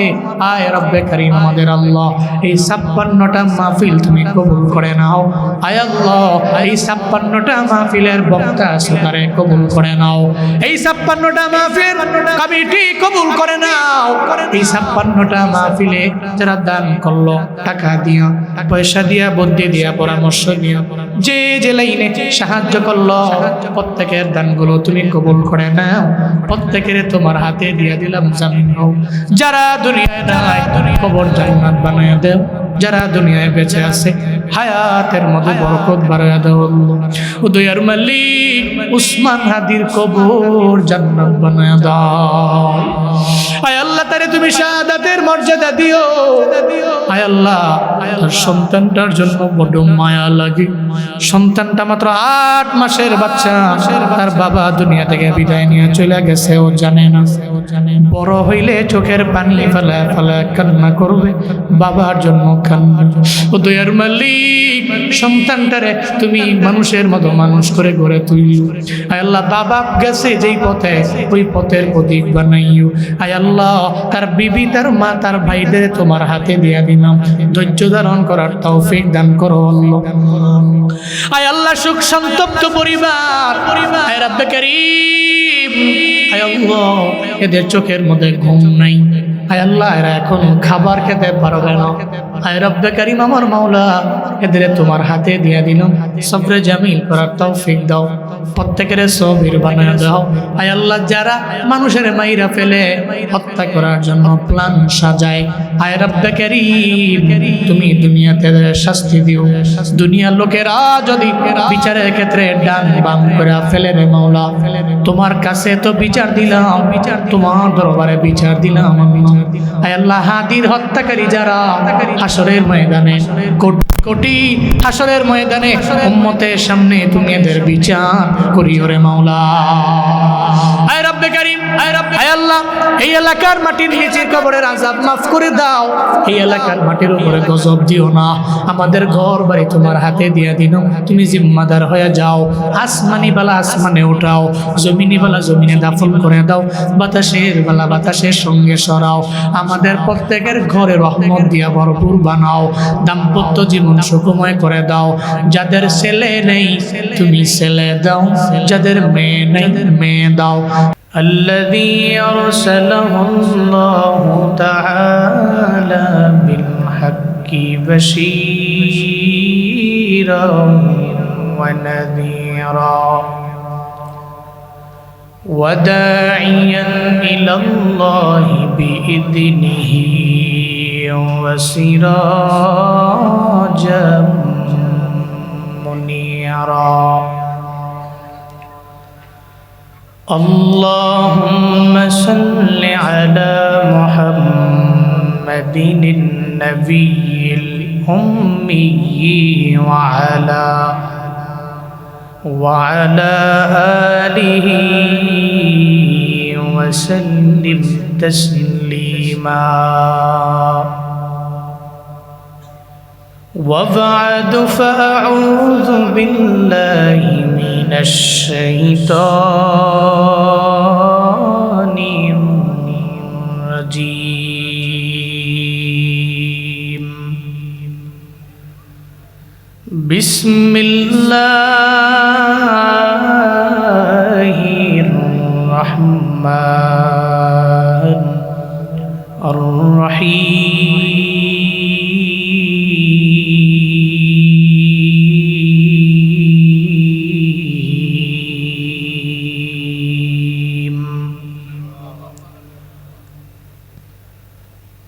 الذي خلق الموت والحياة ليبلوكم أيكم أحسن عملا وهو العزيز الغفور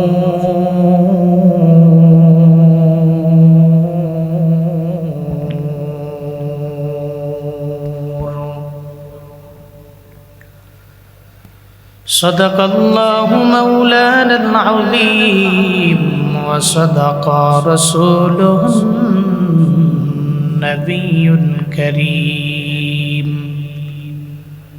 ونحن على ذلك لمن الشاهدين والشاكرين والذاكرين والحمد لله رب العالمين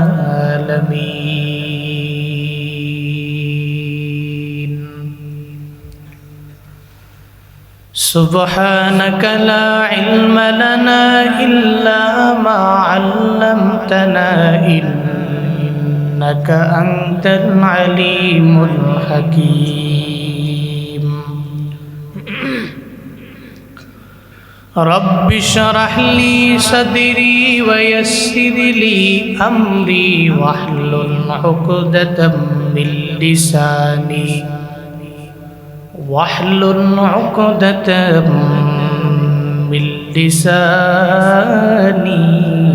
يفقه قولي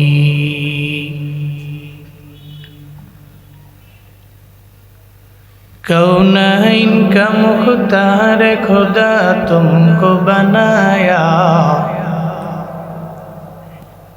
कौनैन का मुख्तार खुदा तुमको बनाया उम्मत की निगाहबान खुदा तुमको बनाया उम्मत की निगाहबान खुदा तुमको बनाया, या रब मेरे आँखों में समा जाए मदीना, या रब मेरे आँखों में समा जाए मदीना, मुद्दत से मेरे दिल में तमन्ना है मदीना, मुद्दत से मेरे दिल में तमन्ना है मदीना।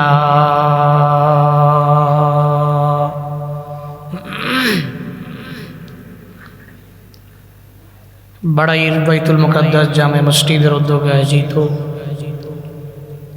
2 দিন ব্যাপী 56তম বার্ষিক তাফসীরুল কুরআন মাহফিলের আজ শেষ দিন, শেষ অধিবেশন 20শে ডিসেম্বর 2025।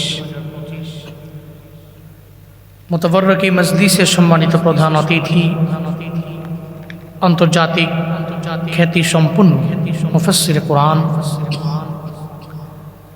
আমাদের কুমিল্লার গর্ব, ঐতিহ্যবাহী কুমিল্লা জামিয়া দারুল হুদা কমপ্লেক্সের সম্মানিত প্রতিষ্ঠাতা পরিচালক আলহাজ হযরত মাওলানা মোল্লা নাজিম উদ্দিন সাহিব হাফিজাহুল্লাহ তাআলা ওয়া রাআ।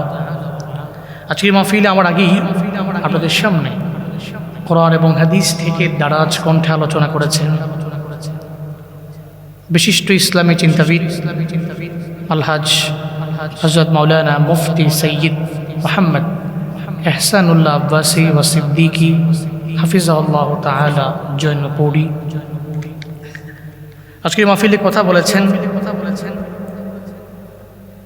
আবার অনেক কাছের একজন ভাই, দ্বীনি আলোচনা করেন সুন্দর কণ্ঠে, সুললিত কণ্ঠে, হযরত মাওলানা মুফতি মোল্লা নাঈমুর রহমান দামাত বরকাতুহুম।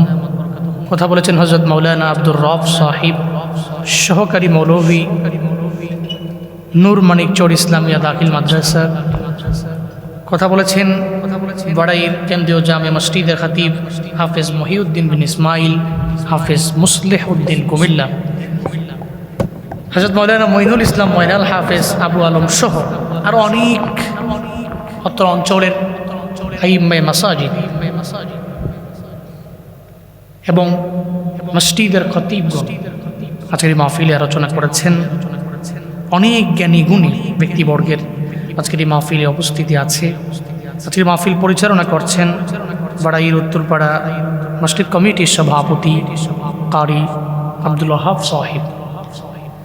গতকালকেও এখানে প্রোগ্রাম হয়েছে, দেশের সুনামধন্য আলোচকবৃন্দ আপনাদেরকে আলোচনা শুনিয়েছেন। আজকেও কোরআন এবং হাদিস থেকে আলোচনা শুনছেন লম্বা সময়। শীতের রাতে 10:30 বাজা মানে তো বহুত রাত, তাই না? ওই 6:45 আজান, 7টায় জামাত। তো এসব তো গ্রামের লোকেরা, এই যে মুরব্বী বাবারা যারা আছে, আগামীকালকে ওনাদেরকে আপনি 11টা-12টা পর্যন্ত কাছি দিয়ে বাইন্দাও বয়ে রাখতে পারতেন না, ঘুমাইলে গো। কারণ এশার নামাজের পরেই বাড়িতে গিয়ে হোম মিনিস্টারকে বলে, খাউন দিয়ে গরম করছো না, তাড়াতাড়ি করো সহ ঘুমায় বসছে। তো খাবার টাবার গরম করে দিলে মুরব্বী খাইয়া শুয়ে পড়ে। ওনার আবার নিয়ত আছে, উনি যে আর্লি ঘুমায়, নিয়ত হইল আমি উইঠা ফজর পড়বো। এসা বইরা মসজিদ থেকে আইছি, আবার ফজর পড়বো। আর সমাজের ইয়াং যারা আছে এদের জন্য 10:30-11টা এটা মাত্র মাগরিব,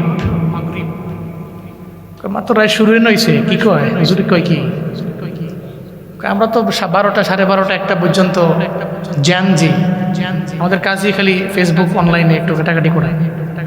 এরপরে 12টার পর থেকে শুরু হয় আমাদের মূল রাত। এরপরে শুরু হয় ডাউনলোডকৃত নাটক আর সিনেমার দর্শন। 2-3টা নাটক ডাউনলোড করে রাখছে, দেখে। একটা পর্যায়ে নাটক দেখতে দেখতে মোবাইলটা ঠাস করে তার মুখের মধ্যে পড়ে গেছে, এও ঘুমায় গেছে। নাটকও বাঁচতেছে, এও ঘুমাইতেছে। ফজরের নামাজের সময় আম্মা দরজা দিয়ে কি রে ফজরে তো বিয়া টিয়া করাইছি না, মাইয়া কথা শোনা যায় রে। এ বিটি তো আগের দিনের মানুষ, এবিটি বুঝছেন না যেটা নাটক বাজতে নতুন নতুন বুঝছে না, এবিটি বুঝছে না, দরজার মধ্যে করে না কি মাইয়াটাই মাইয়া কি কথা কয়। তো তে মোটামুটি ঘুম থেকে ওইটা চোখটি কষালে আর কয়ে যায় না মাইয়া না তো দেখেন না মোবাইলের নাটক, আপনি বুঝছেন না, আমরা তো ওল্ড মডেল, আমরা নিউ মডেল। ইয়াংদের জন্য এই রাত কিছু না, কিন্তু আমার মুরব্বী আব্বাদের জন্য এই রাত বহু রাত। এই যে এই রাতে আরামের ঘুমটারে অবৈধ বানায় নিজের জন্য কিছু দিন আলোচনা শুনতে আইছেন। শুরুতেই আমাকে একটু বলবেন, সুন্দর এই মাহফিলটি পেয়ে আপনারা খুশি না বেজার? এবছর এই মাহফিলটা নতুন নয়, এটা খুব পুরাতন মাহফিল, 56তম বার্ষিক মাহফিল। দ্যাট মিনস 55 বার গত হয়েছে। এই মাহফিলের প্রথম বার্ষিক মাহফিলে যারা ছিল অধিকাংশ লোক এই মাহফিল এখন নাই, কবরে শায়িত আছে, এরকম নাই, বহু আছে। সো এমন একটা মাহফিলে, আজিমুশান মাহফিলে আসতে পেরে খুশিও হয়েছেন, তাহলে দোয়াও করেন। আজকের এই মাহফিলের আয়োজন করতে যে ব্যাকগ্রাউন্ডে যাদের দান রয়েছে, পরামর্শ রয়েছে, বুদ্ধি রয়েছে, আল্লাহ প্রত্যেককে দুনিয়া এবং আখিরাত উভয় জগতে কল্যাণকামীদের অন্তর্ভুক্ত বানিয়ে দেন। সকলেই পড়েন আমিন।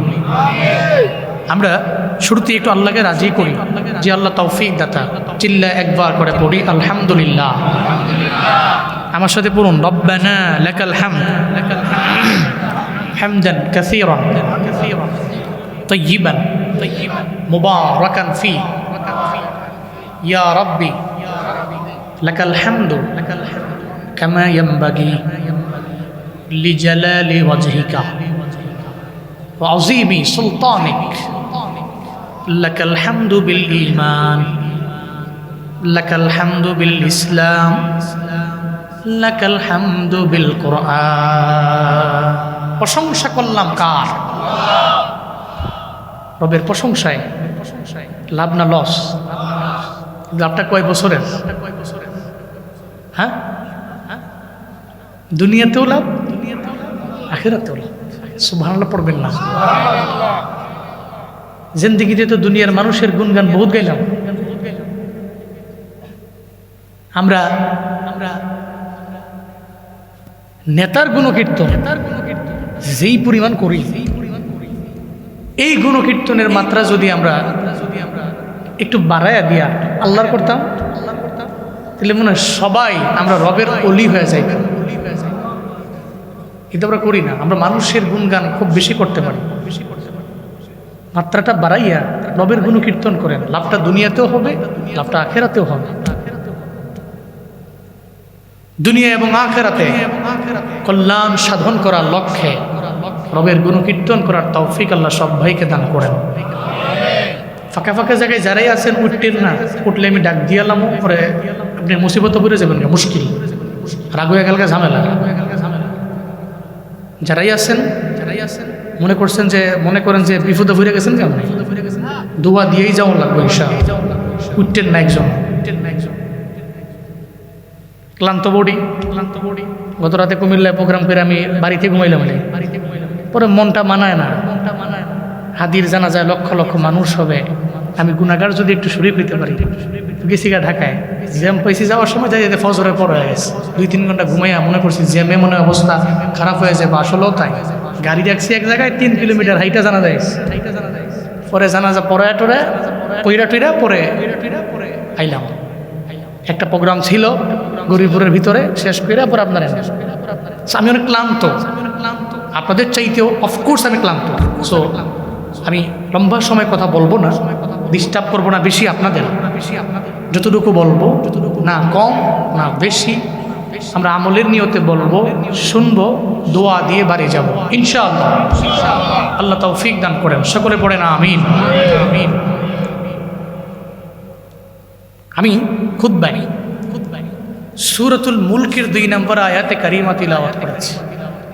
কোন সূরা? রাজত্বের সূরা। রাজত্বের সূরা আল মুলক। দ্যাট মিনস হচ্ছে রাজত্ব, আর এই সূরা হচ্ছে সূরাতুল মুলক, রাজত্বের সূরা। এই সূরার ফায়দা আছে অনেক, কারণ এই শুরুতেই আল্লাহ পাক প্রথম আয়াতেই বলেছেন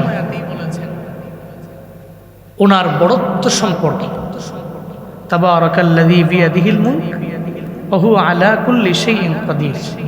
শুরুতেই একবার পড়েন আল্লাহু আকবার। বরকতময় তো উনি, সেই রব যার হাতে, যার কুদরতি হাতেই রয়েছে রাজত্ব। এমন বরকতময় রব, পুরো মুলকটা যার কুদরতি হাতে, যার ইশারা চলে। ওয়া হুয়া আলা কুল্লি শাইইন কাদির, উনি সব বিষয়ের উপরেই ক্ষমতাবান। যেহেতু তিনি মুলকের মালিক, সেই তো সূরার নামও রাখছে সূরাতুল মুলক, মুলকের সূরা, রাজত্বের সূরা।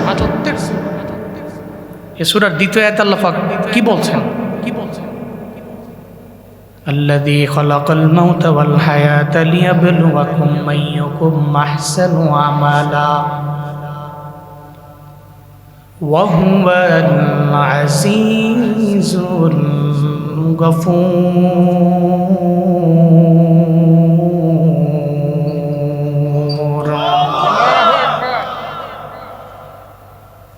আল্লাহ পাক বলেন, আল্লাহ তো উনি যিনি তোমাদের জন্য বানাইলেন, তোমাদের মৌত বানাইলেন, জীবন বানাইলেন, জীবন বানাইলেন, মরণ বানাইলেন। আল্লাহ বলেন, জীবন বানাইলাম আমি, মরণ বানাইলাম আমি আল্লাহ। কেন বানাইলাম? আল্লাহ তো জীবন দিলে পারতেন, আল্লাহ মরণ তো না দিলেও পারতেন বান্দারে। ডাইরেক্ট তো হাসরের ময়দানে বান্দা রবের দরবারে যাইতে পারতো।